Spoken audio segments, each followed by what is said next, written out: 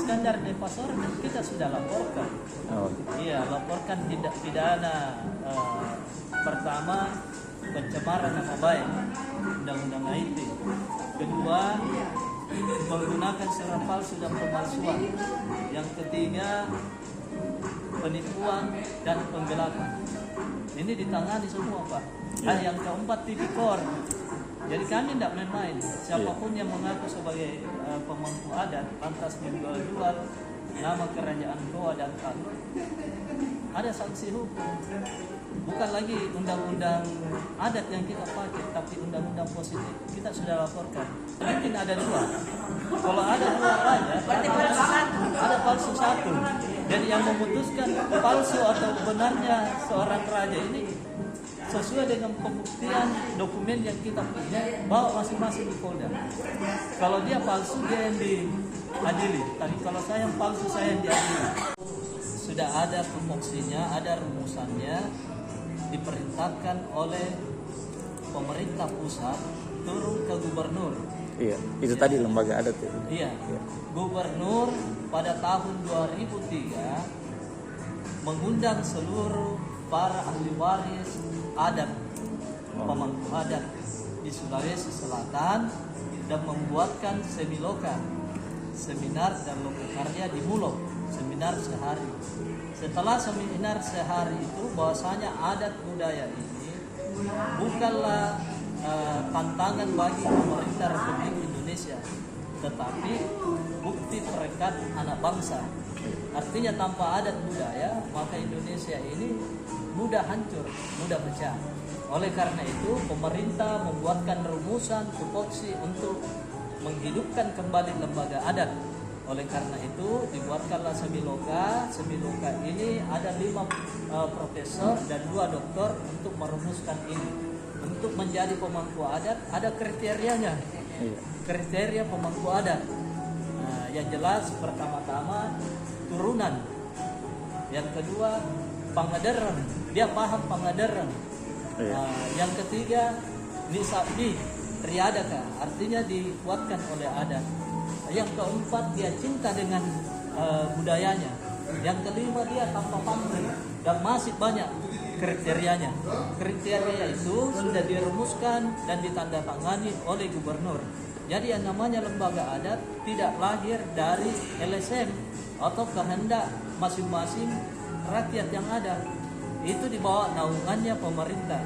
Setelah gubernur perintahkan wali kota dan bupati di wilayah masing-masing yang pernah ada adatnya, maka pemerintah tersebut mengeluarkan SK untuk membukukan lembaga adat.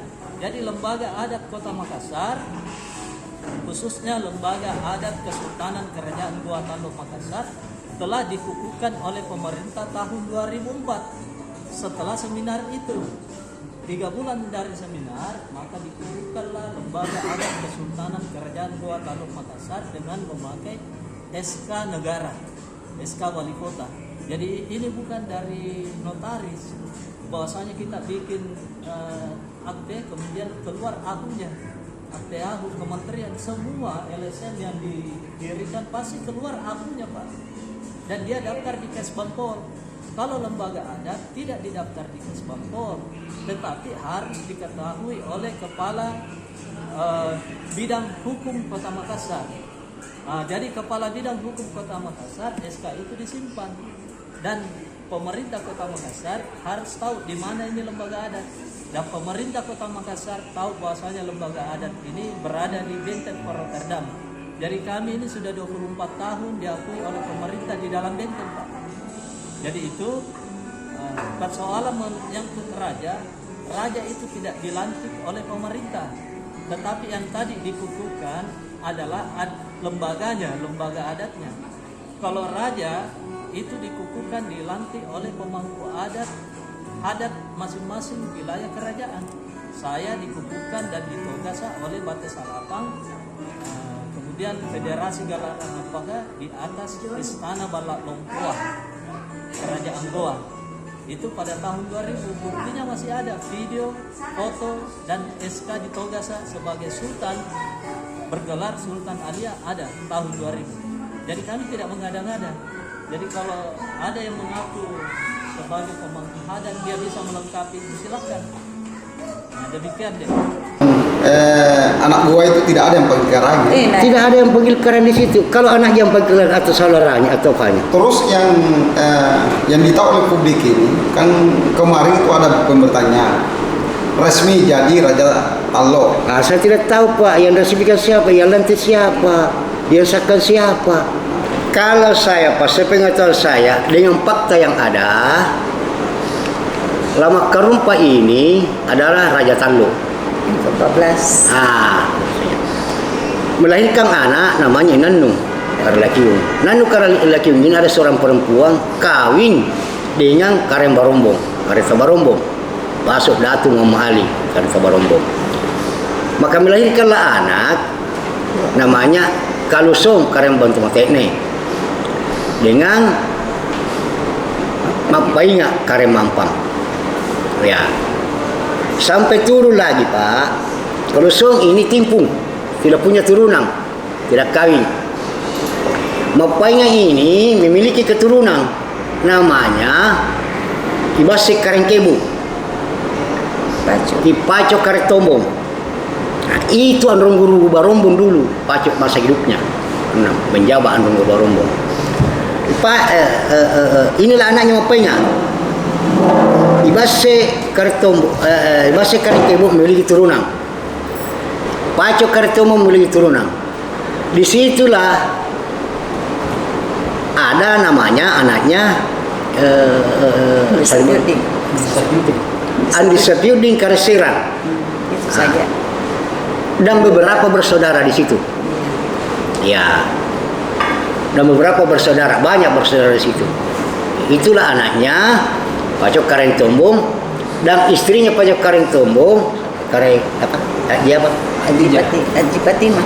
Haji Fatimah Karembaji. Ya. Ibunya itu bisa tinggal Serang. Ya.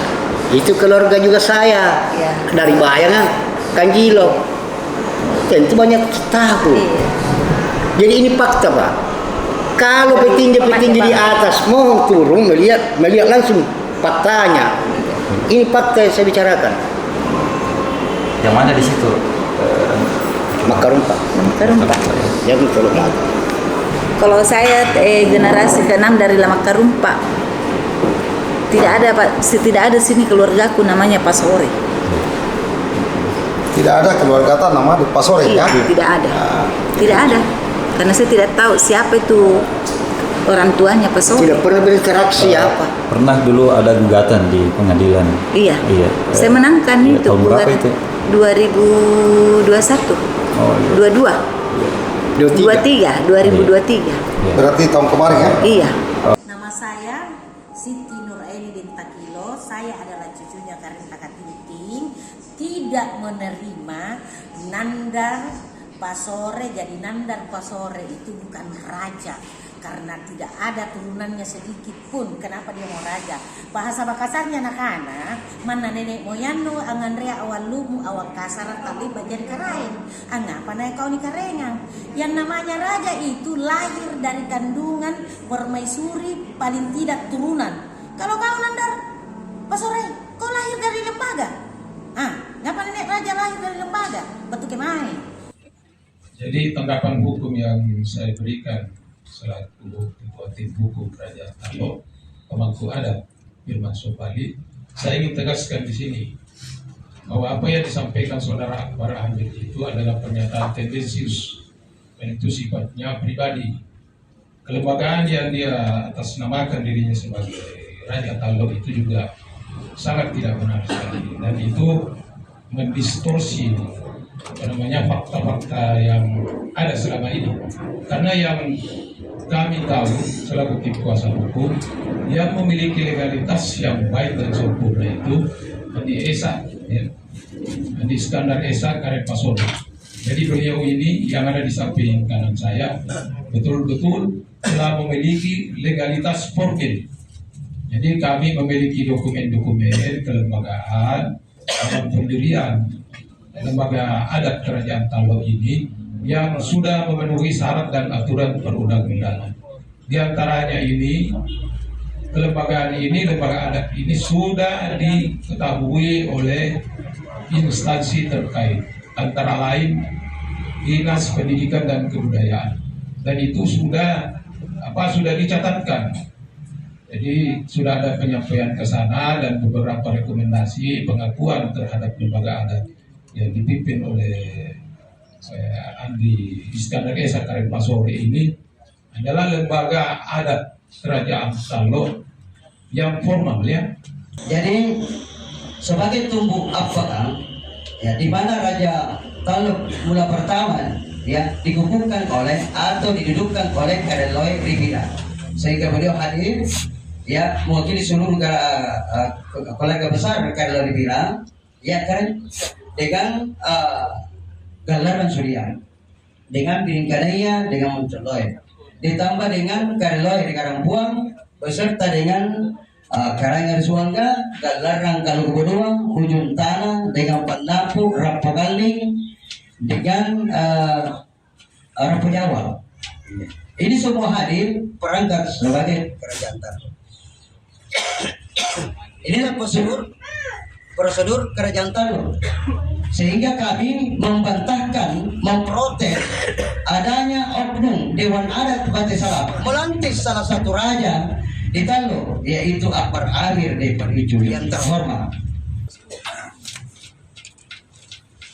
Jadi ini Bisa dijelaskan satu-satu. jadi ini SK para Galarang dengan Galarang Tujua dengan tubuh apa dan bersama Kareloy di-SK-kan diketahui oleh Kepala Kabit ya Dinas Kebudayaan dan Cagar Budaya ya Provinsi Sulawesi Selatan ya ini SK Galarang, sehingga Galarang ini ya sebagai Galarang atau Dewan Adat itu sudah kuat dengan atau disahkan oleh pemerintah tersendiri. Ketiga, ini dihitung penetapannya sebagai SK Raja Tallo, di mana di SK-kan ini oleh Kepala Dinas Kabit Cagar Budaya Provinsi Sulawesi Selatan, sehingga para Galarang itu menunjuk salah satu pengakuan atau Raja Tallo yang disetujui oleh tubuh apa dengan Galarang Tujua dengan tujuh Kareloy. Nah, legalitas pendaftaran lembaga adat ya Pasirata Firman Sobali Kerajaan Islam Kabupaten Tallo DPP Provinsi Sulawesi Selatan ini dari Kementerian terdaftar dan